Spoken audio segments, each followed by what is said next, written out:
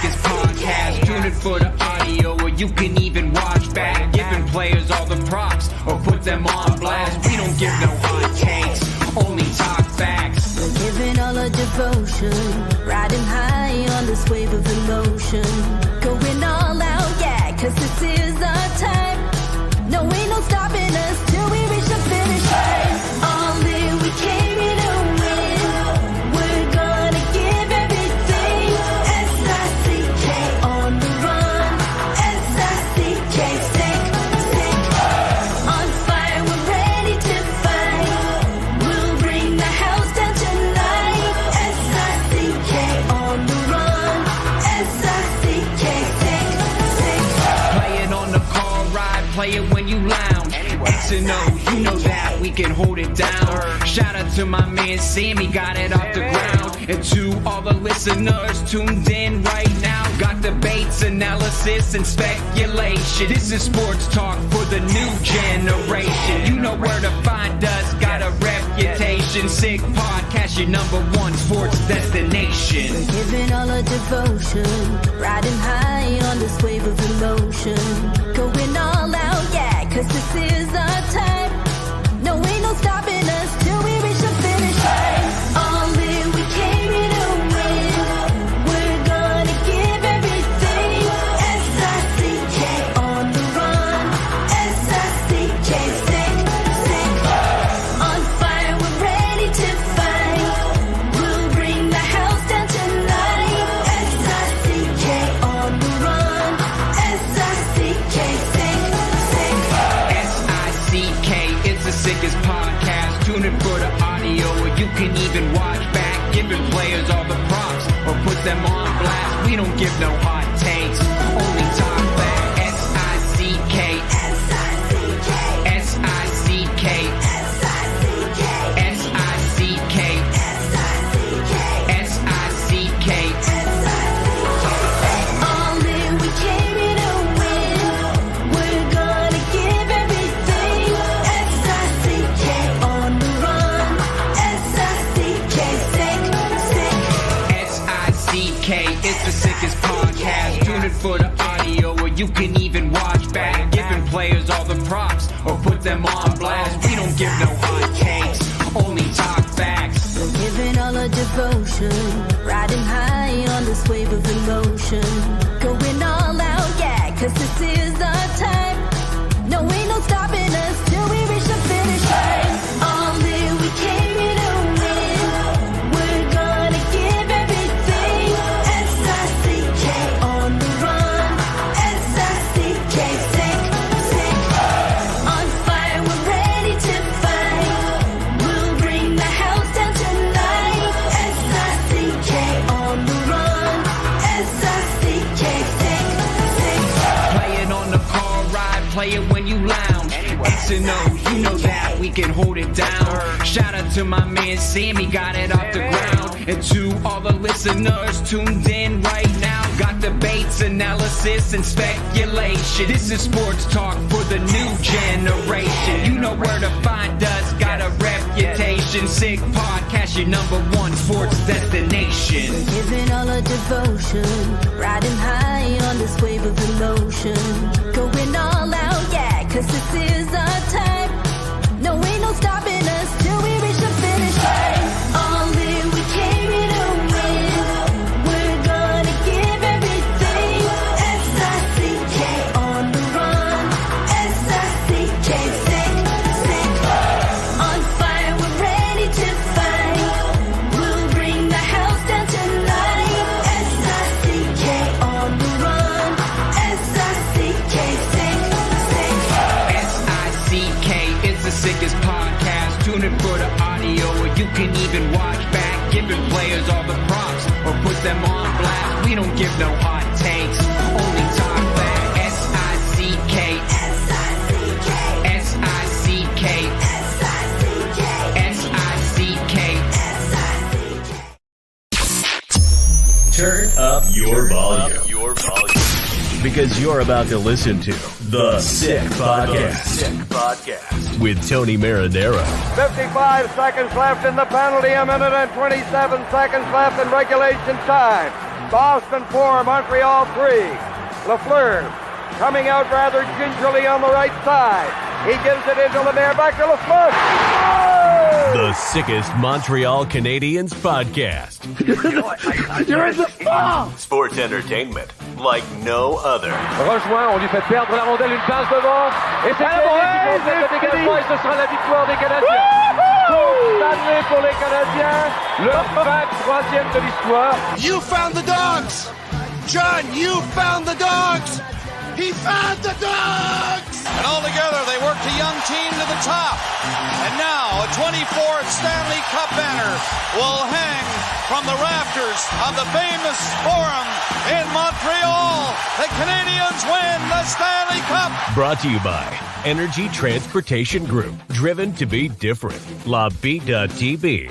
Embrace your true nature. And Playground, your premier gaming destination. It's gonna be sick.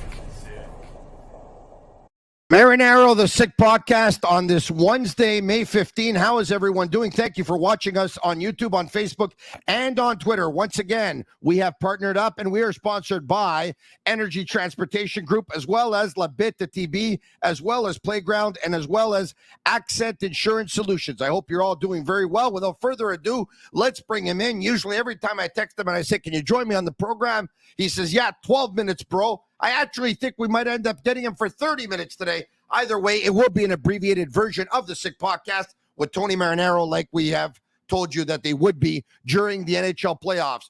Without further ado, let's bring him in. He's former NHL tough guy, and with BPM Sport, Georges Laraque. Comment vas-tu? Tony, after the win yesterday, how I'm doing? Are you kidding me? I'm doing so good. We won. We tied up the series. Let's go. It's still not overly convincing, my friend, but listen, I understand that was a huge win last night because at one point, Besser scores late to tie up the game, and you're thinking, oh, man, Edmonton is deflated, and then Edmonton ends up scoring the game-winning goal with like less than 30 seconds to go in regulation. What that can do for a locker room and a team is absolutely unbelievable. We'll talk about the Edmonton Oilers maybe a little bit later, though, because... and I'm not so sure we have it, but I hope we do. Dave Pagnotta of the fourth period ended up sending out a tweet a couple of days ago. As recent as this week, teams continue to ask the Montreal Canadiens about defenseman Arber Xhekaj, but Habs GM Kent Hughes keeps turning them away. Hughes isn't interested in moving the sturdy blue liner, but is open to moving some of his other young defensemen. Now, look, we know that teams came calling for Arber Xhekaj earlier in the season when he was sent down to the Laval Rocket. We know it's not going to be the last time the teams are going to call for Xhekaj. So far, Hughes has continued to say no. Do you think at one point there might be an offer that might end up having him change his mind? Well, Tony, when I look at this situation, its value is a bit affected because of shoulder surgery, right? So, and then he got sent down to the minors. So you would say his value is affected, but at the same time, teams are still interested in him because he's young, he's tough, and he can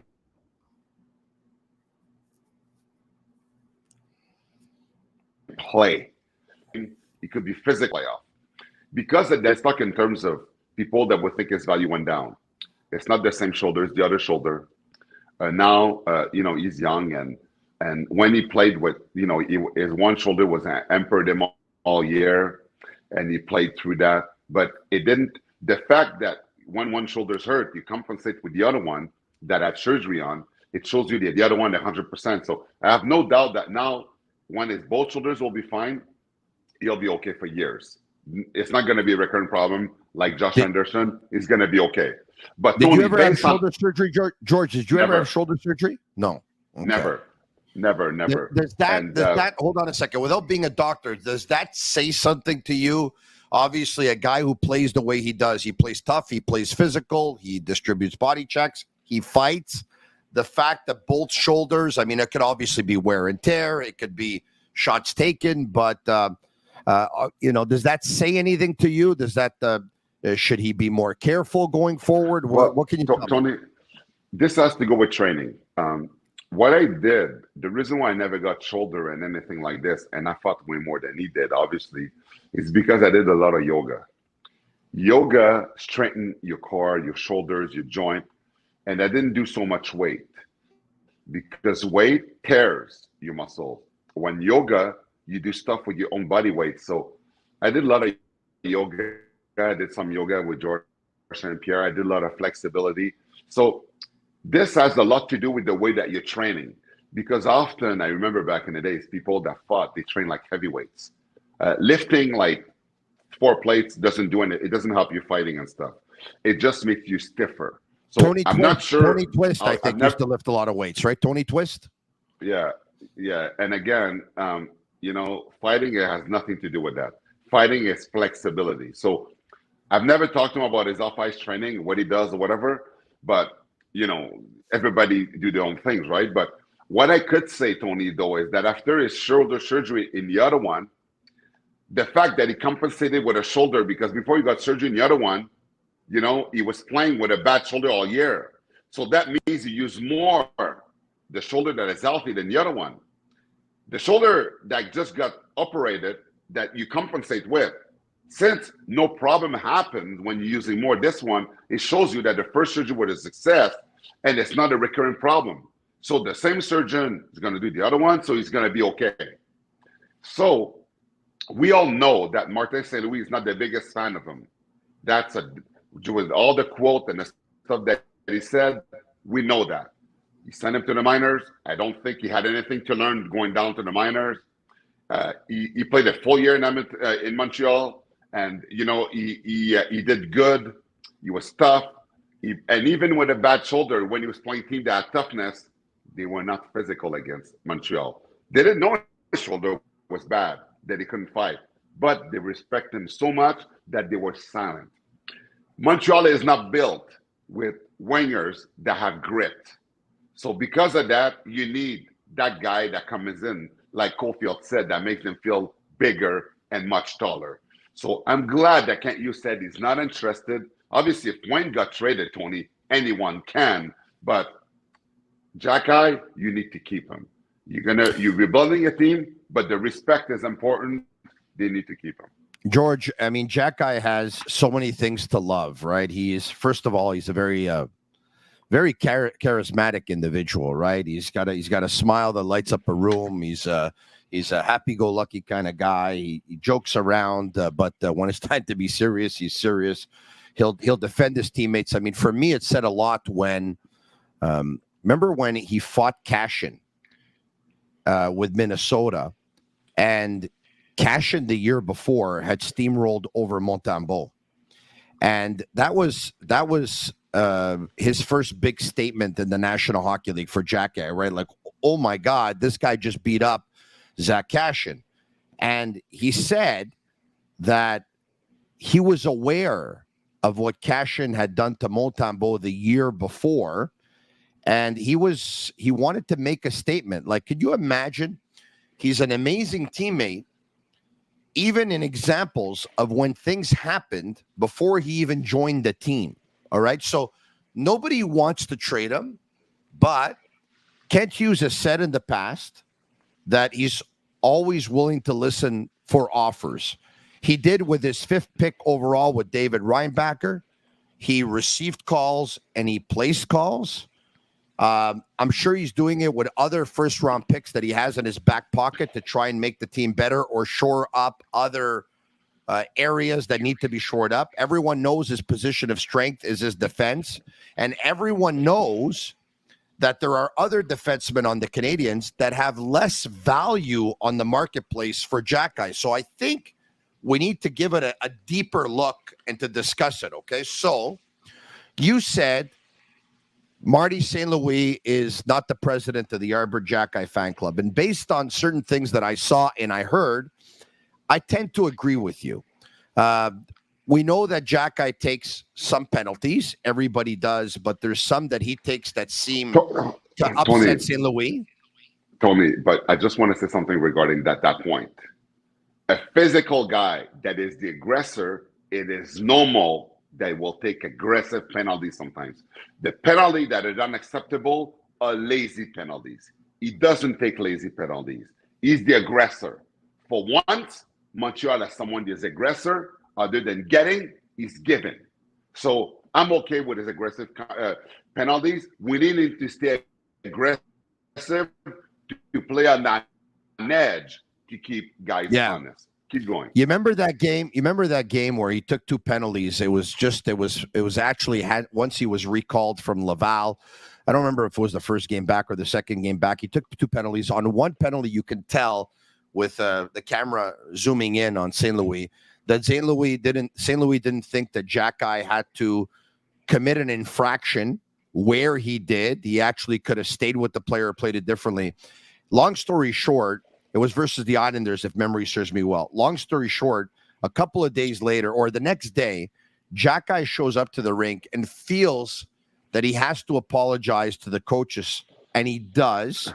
And the next night on a Saturday night, he's a healthy scratch. So sent down to Laval, comes back and feels like he has to apologize. Doesn't have a lot of ice. I understand when you say you don't think the coach is the president of the fan club. Tony, you know how much that made me sick when I saw that he felt he had to apologize. I played 700 games in the NHL. I was a tough guy, and I took penalties sometimes, aggressive penalties. You think I ever had to apologize for penalties? Tony, Martin St. Louis Hall of Fame. He played over 1,000 games in the NHL. Did he have tough guys that protect him? That made sure that he could play those 1,000 games? That made sure that he could be a top scorer? That could do his job? That nobody was going to rough him up? If someone should understand his job more than anyone, it's him. So I don't care that Xhekaj took penalties. No one should care, and we shouldn't even talk about it. And if the guy feels that he has to apologize because he took penalties, it plays in his head. So the next play you do, you're confused because you want to be aggressive, but you don't want to take penalties. It makes you tentative. You don't want that. I guarantee you, Tony, if he goes to another team, he'll be way more physical. They're going to say, be Xhekaj, be physical, be a force, go out there. Wait till you see the confidence it's going to give him. Okay, so now just for the sake of talking, okay, when Marty St. Louis played for the Tampa Bay Lightning, okay, and he played on that team that won the Stanley Cup, I believe that the players... Chris Digman, Andre Roy. Correct. Okay, so you don't think Marty St. Louis would have been Marty St. Louis if those guys didn't play on the team? No, because what? Tony, there would have been if it wasn't these guys, there would have been somebody else to protect them. But that was into an era that every team had tough guys. So they had 2. For St. Louis, Le Cavalier, Richard, all these guys. They had 2. All right. Go ahead. No. It's once again, I love the guy. It's for the sake of having a discussion. I think it's worth it because I agree with you that there's another thing we didn't talk about as well, right? Marty St. Louis wants a team that plays hockey. Arber Xhekaj can play hockey. He clearly showed us that he can play hockey, right? He's got a cannon of a shot. He's actually got some underrated offensive instincts for a defenseman. Okay. But we get the feeling, right? We get the feeling that some of those other defensemen on the team, fast transition defensemen, play more the puck and less the body. They're more St. Louis kind of player, right? We get that feeling, correct? Well, yeah. I mean, yeah. That's a good example because, like Struble, for example. Yeah. Yes. Struble came in and he did give him more opportunities than Xhekaj right off the bat, even though Xhekaj was proven after a year. Yes. Agreed. Okay. So now let me just ask you a question. What do you think would happen if the Canadians would trade Xhekaj and continue with the players that they have on the blue line right now? What do you think would happen to that team? They'd get roughened up. They get roughened up big time because you look at in this division how tough some of the teams are. And the thing is, if you take Xhekaj out, and yes, Pezzetta is there, but Pezzetta is a gamer. Will go with anyone, but he doesn't bring the same intimidation factor that Xhekaj does. But what's going to happen is teams, when they play Montreal, they're going to take liberties. They're going to take liberties because Montreal is not full of winger that has grit. Perfect. That could mix it up. They don't have Ketchup. They don't have Bennett. They don't have guys that played in the edge. That Bennett knocked out Marchand. You know, we don't have guys that have that edge that are nasty. And if you don't, look at the Rangers. The way that the Rangers are built, right? They don't have a team that is built with grit. Like Trouba's there, but he doesn't fight. So putting Rempe that is there, it makes it that Trouba could do anything he wants. Rempe is going to be there to protect him. So he'll be even more physical. I understand that, but Rempe, hold on a second. Rempe's played 7 of 9 playoff games, and he's got just over 6 minutes of ice time, the least on the team. So, okay. He's got a goal in the playoff. You want to talk about how many players don't have a goal? A big goal. A big goal. And at the same time, Tony, his job is to keep the team fresh throughout the regular season, so his team is mostly fresh in the playoff. And by the way, his record 26-1-2 when he's in the lineup tells you a lot about his presence when he's there, whether he play 5, 6, 7, or 8 minutes. You're in Edmonton right now, right? You're in Edmonton. Series is tied at 2. They got the best player in hockey, in my opinion. I know he's the best player in hockey, in your opinion. They have another player who's a top 5 player in hockey as well. Top 10 on everyone's list, that's for sure. If he's not in your top 5. Who's their tough guy? Evander Kane? There's many guys. Evander Kane could fight, as you know, he's tough.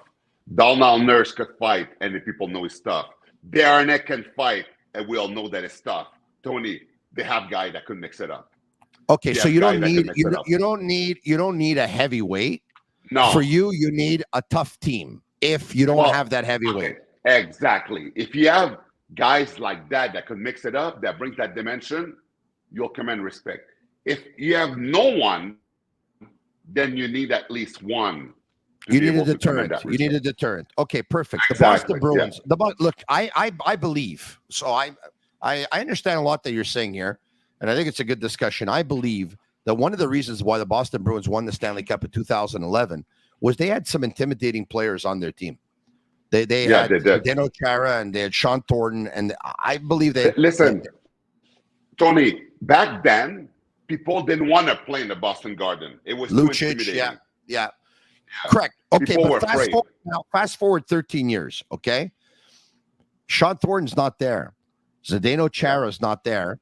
Milan Lucic is not part of the team since we know what happened. It seems like to me like they've gone pretty far in the playoffs. Tony, Yeah. But I'll tell you something about it, okay? The reason why they're there is the defensive culture that this team have, and they have the best tandem for years in the NHL. Tony, Marchand, does he get knocked out by a punch in the face by Bennett if they were a tough team like they were before? I'll say this. I'm telling you. We'll never know, but I'm telling you, Boston is going to address this situation this summer. Marchand, the captain, get knocked out like this. They have no one to respond to this. They went to get Maroon. Maroon is like, he got criticized by the media because he didn't do anything, but Maroon doesn't bring the intimidating factor that the Bruins need. Okay, I'm going to say this. If a guy like Chara would still be there, and we'll never know the answer to this question, I believe Bennett delivers that hit anyway, and he punches Marchand anyway. Now, hold on. He doesn't. Let me finish. Are you nuts? You nuts?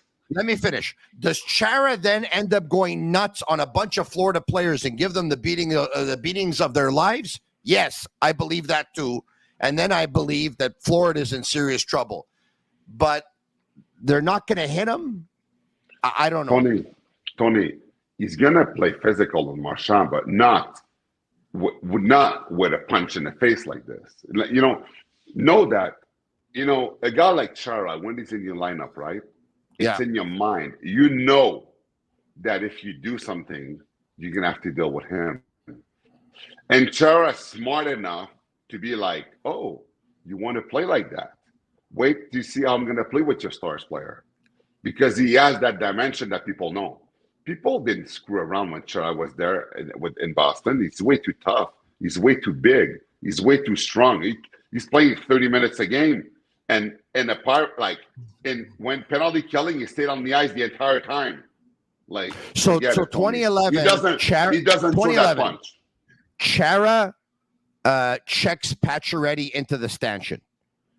Probably the toughest guy on the Canadiens team back then was probably Travis Moen, I think. All right. You stopped with the Canadiens which year? I know you weren't on that team. I was released January 21st, 2010. Okay. All right. So you believe that if you're on the bench that night, Chara doesn't hit Pacioretty into the stanchion? Everyone knows that, Tony. It's not even a doubt. Everyone knows that he doesn't do that. There's no way. No way he does that. Tony, when I was there and we played Boston, we played Ottawa, Chara, Lucic, Chris Neal, all these guys that used to be trouble for the Canadiens before, they didn't throw one hit. They didn't even hit anyone because they know I would go after them. They didn't hit anyone. But the minute that I was gone, boom, everybody turned into physical players again. It's the nature of law. You know, you have a guy, a tough guy that is tough, that could take care of business. George, you know what? There's 30 teams in the NHL at that time. I'll be more physical with the 29 others. I'll leave this team where George is on now because I don't want him to pay me a visit. As simple as that. Okay, let's take a look at the team that the Edmonton Oilers are playing, okay? The Vancouver Canucks, for example, all right? They're a team that stands up for each other. They're a team that I think has team toughness, and they're a team that, by the way, uses their sticks. They use their sticks. We saw it the other night versus Connor McDavid, all right? Yeah. Do they have that tough guy that you're talking about? No, they have guys with grit. Zadorov and even GT Miller, as a skill player, could defend himself. He has grit. They have guys that had grit on that team, Tony. Look at the D-men, some of the big D-men like that could stand up. They have guys, Tony, I told you, it all depends how your team is made. Why you think they went to go get Zadorov? What do you think? He plays tough, he's mean. Why do you think they got guys like that? To have that dimension if things were to go out of hand. So he would be their Jack Guy. Well, obviously, we think that Jack Guy probably, from a pugilistic standpoint, would be. You can't compare Zadorov to Jack Guy. Jack Guy is unique in this league. He's unique. Okay. There's no other Jack Guy. All right. Okay. So let's take a look at the guys, because one of your arguments, I would imagine, will be to keep Jack Guy in Montreal is going to be, and once again, by the way, I don't disagree with anything you're saying so far. Is going to be, but I think what you're saying is you don't absolutely need a tough guy if you have a tough team. Exactly. That 100% right. All right. So you wouldn't necessarily absolutely say no 100% to trading him if the offer was right. If the Canadiens would replace 3 or 4 of their wingers that don't have an identity with 3 or 4 guys that can really take care of themselves. Yes. Got it. That I would agree. And actually, you know what, Tony, as much as I love to see him in Montreal, for his career, him to go to another team, I think this is where we could see his full potential. In Montreal, if you play for a coach that doesn't appreciate you, it limits you. I'm sure his coach appreciates him. He'd just probably rather see him not take some of the penalties that he takes, or probably. Tony, if you appreciated him, there's no way he goes in the minor. If you appreciate him, he would play 20 minutes a game like he did the year before. If you appreciated him, he would let him play. He would not criticize his penalties. He would not shake his head when he got into a fight. He would embrace him. He would give him a tap in the back. Good points. Marty St. Louis made 2 comments during the season. One was about no one in the locker room calls him sheriff. Remember that one? And the other one was when he was asked about Jack Guy's endorsement deal, he said something to the effect of, and I don't want to quote him here because I don't want to get it wrong, but he said something to the effect of, It's better to be a star on the ice or something than a star off the ice. You remember something like that? You remember that? Yes, I do remember. Yeah. How dumb is Yeah. that? How many players have endorsement? Does he say that about Gallagher when Gallagher did that stuff off the ice? Martin St. Louis himself did stuff off the ice. Are you kidding me? You point out Xhekaj with all the Montreal Canadiens that are popular. Caulfield, is he going to say that about Caulfield that is doing publicity off the ice? All the other guys, no, he's just talking about one guy. Why is he singling out Xhekaj but not the other ones for endorsement deal they're doing off the ice? It seemed like he wanted to bring him back down to earth a little bit, settle him down a little bit. Down to earth for what? For what? On the ice, is he delivering when he's on the ice? Does he play the toughest job in professional sport? He's the tough guy. He's protecting guys. He's putting his life on the line when he goes against guys. Are you kidding me? And we're talking about his little burger that he has when all the guys has endorsement of the ice, but you only talk about Xhekaj, and Martin St. Louis himself has endorsement of the ice. What? Are you jealous of his attention? Are you jealous because he's getting to be more popular? Is that why you don't like him? Are you kidding me? Tony, that makes no sense. You're Let's getting me take a mad look now. at. Okay, I don't want to get you mad, but if I am going to get you mad, I'd rather get you mad when we're at a distance instead of face to face. Okay, 5 more minutes if we can. Let's do this. Let's take a look at Xhekaj's stat line vis-a-vis other Montreal Canadiens defensemen. Okay, well, here's his hockey DB, so thank you. Let's keep this up. 17 games with the Laval Rocket this year, 3 goals, 8 assists, 11 points. He played 44 games with the Canadiens, 3 goals, 7 assists, 10 points. He had 81 minutes and penalties with the Canadiens. Hey, hold on. Tony, plus 6. People say, oh, he couldn't play defense. Do you want to look at the plus minus of all the other D-men on the team? Well, hold on a second. Go look at it versus... Let's do that. Let's do that. Let's do that. Why don't we bring up the time on ice? Let's bring up the time on ice with other Montreal Canadiens defensemen, okay? Before we get to the time on ice, I'm going to say this, George. So you're right. He and Kovacevic, I believe, were the only plus defensemen with the Canadiens this year. But George, Matheson and Gouli played on the first pair. They were big minus defensemen, but they went up against the other team's best players. If Xhekaj would be playing on the first pair, you're not going to tell me he'd be a plus player this year, would you? Tony, no, I would not tell you this. But what I'm saying, and you're right that these guys, they play more minutes, but it's important to say so. When he went down to the minors, some people, because they believe everything Martin St. Louis does is 100% right, people were saying he needed to learn how to play defense. What I'm saying is, even if he's in a third pairing, if he was that bad, Tony, he would not be plus 6. Because third pairing, even if you don't play against the top players, you still play against NHL players that are good, and you still have to do the job. So, Tony, if you're that bad, then you should be in the minors, even if you don't play top guys. I never said that. And people say that, he cannot play D. Well, he's still plus 6.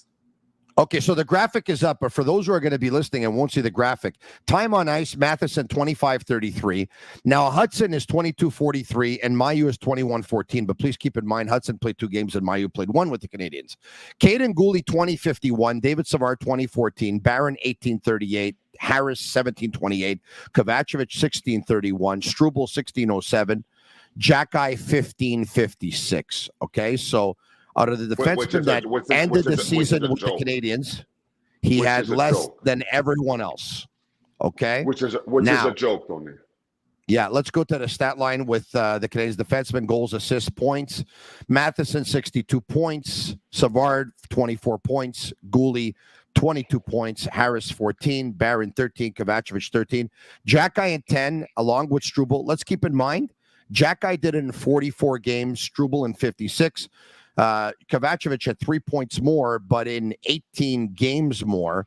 And also, let's keep in mind that picking up points is not really Arber Xhekaj's thing either. That's not his game. Go to the plus minus now. Plus minus. I don't know if we have it, Shane, but I can bring it up here. I can bring it up. Hold on a second. I can get it for sure. Just write Montreal Canadian player stats. That's it. No. I'm going to write here. I'm gonna read it out to you. Okay, I'll read it out to you. All right.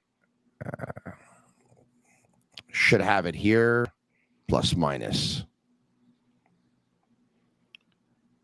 No, let me just get it. 1 second. So let's do this. NHL.com. Regular season. Montreal Canadiens. Skaters, defensemen. All right, okay, I have it coming up. All right. Plus minus for defensemen. Mike Matheson, minus 24. Caden Gooley, minus 8.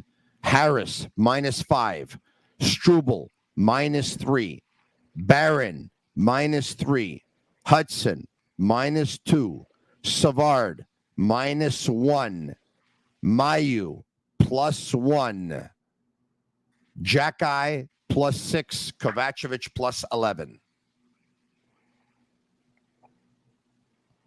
But Xhekaj cannot play defense. Xhekaj could definitely play defense. Anyone who says Xhekaj yes, of course. Xhekaj and Kovacevic, the only Montreal Canadiens regular defensemen to be plus players this year. The only regular defensemen to be plus players. But they're the two players who had the least time on ice. So now let's take a look at the East, and then I'll let you go. The East, I have something for you. Tough guys in the East. Rempe, Reeves, Delorier, Olivier, and Tom Wilson. Rempe with the Rangers, Reeves with Toronto, Delorier with Philly, Olivier with Columbus, and Tom Wilson with Washington. I guess this is another reason why you want to keep Arber Xhekaj with the Montreal Canadiens, huh? Yeah, of course, because Montreal is not built with great players. So you need a guy that brings that dimension. So then you don't have to worry about these guys taking liberties against your skills guys. George, you made great arguments tonight. You've been heard. You are the number one heavyweight in the history of the National Hockey League. And Tony, you're the number one. You're the number one heavyweight in the media. I know, but everyone knows that. You didn't have to say it. I mean, what I said about you was a debate because you could always say it was the late, great Bob Probert, right? I mean, I'm on the other side of the street. I'm like, hey, guys, I'm over here. I'm kidding. Hey, George, all the best, Thanks, George. bro. Once again, you were the best. You were the best. Thanks, And great stuff. And good luck to your Edmonton Oilers. We'll talk to you soon. Yes, thanks, bro. All right, there you have it. NHL tough guy, former NHL tough guy, George Laraque, who once again gave Arber Xhekaj fighting lessons in the offseason last season. I would imagine he's going to give him fighting lessons in the offseason this year. By the way, he also told me he's going to give Matt Rempe fighting lessons. But, George, if you're going to give Xhekaj fighting lessons and Pezzetta fighting lessons, but you're going to give all the other guys fighting lessons, well, then you're not really helping the Montreal guys. But he tries to help all the tough guys in general. He's got a big heart. I understand that.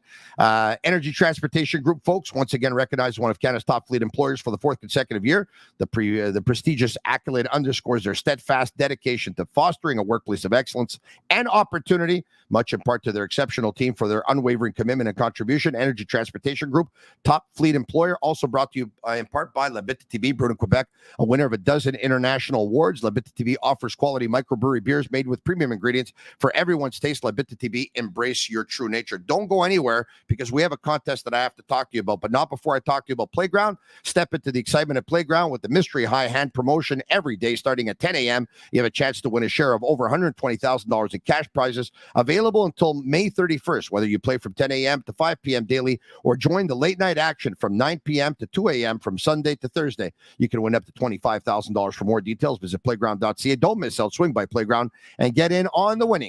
And also brought to you in part by AccentAssurance.com, which is Accent Insurance Solutions, of course, and my buddy Ted Harmon, because you know that all insurance isn't created equal and you know where to find the right solution for you. It's Accent Insurance. Accent doesn't just sell insurance. They shop insurance for you to find the right price and the right product right on the money. Whatever your insurance needs, home, automobile, or business, you can call the Accent team at 514-363-3636 and get the right solution at the right price. Once again, their website, AccentAssurance.com. All right, speaking of contests, take a look at, I have it in bubble wrap right behind my Guy Lafleur chair. This is what I have. It's a Sam Montembeault frame. Take a look at it. It's only one of 5 in the world. This is his first home game. And what a beautiful frame it is. The work that they do over at Era Frames and their sports division is called Unrivaled. Of course, you can find them Unrivaled on Instagram and check them out. And to be the lucky winner of this beautiful frame, only one of 5 in the world, you have to go to our social media, Twitter, at the Sick Podcast. You have to retweet the contest of this beautiful frame with Samuel Montembeault. You have to comment Sick, S-I-C-K. And if you subscribe to our YouTube channel, you also have another entry and another opportunity to win it all. Fantastic stuff. Special thanks to everyone watching once again. Leave me a 5-star review on Apple Reviews. It's my way of feeling the love. For Shane Gomo, I'm Master Control and Trainee Jimmy. Have a great night. It's the Sick Podcast. I'm Marinaro. And that's a wrap. Hope you don't miss us too much until next time. Follow the Sick Podcast with Tony Marinaro on YouTube, Instagram, Facebook, Google Play, and Apple Podcasts. The Sick Podcast is brought to you by Energy Transportation Group, driven to be different. LaVie.tv, embrace your true nature. And Playground, your premier gaming destination.